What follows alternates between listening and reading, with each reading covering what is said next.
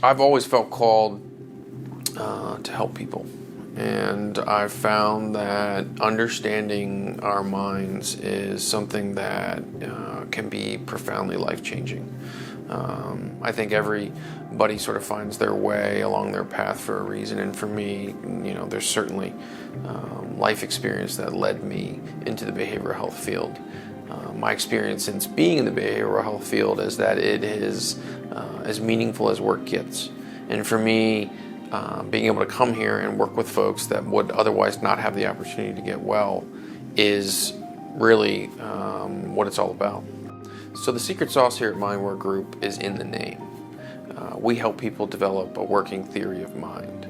The fact that we all have a relationship with our mind, that our mind is reacting to things that are both within and outside of our awareness. And that's not something that we're really taught. It's not something we talk about as a society very often. Most people go through life thinking that life's just happening and they're just reacting to it, and they don't really understand the complexity of sort of how minds work, how their mind works especially, and how they might be able to show up differently if they understood that a bit more. My name's James Ryan. I am a licensed clinical professional counselor and the program director here at MindWork Group. So MindWork Group is a psychiatric group practice with an intensive program and supportive housing. So what makes MindWork Group different is the level of skill that our clinicians bring to the care of our patients.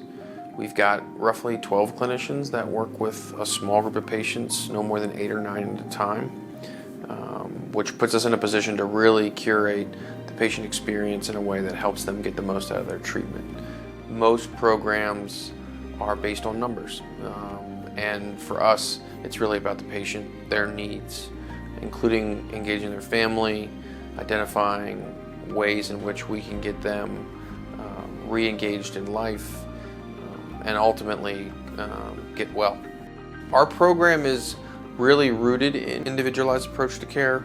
Lots of programs talk about an individualized approach, but in reality, it becomes sort of a cookie cutter type of experience for patients. For us, we have 12 providers for 9 patients. We have 3 doctors for 9 patients. So our ability to actually tailor our treatment, whether that's medicine, the group experience, or the individual work outside of the groups, is really robust. So we just actually acquired a house this year, and the goal is to create a community environment for folks to stay while they're in our care. So our house is really designed to be a home. It's where our patients live while they're in our care, and we want them to experience it as a place that creates safety and comfort, a place that they can go to and know that they're cared for in the same way that they are while they're here with us in the office.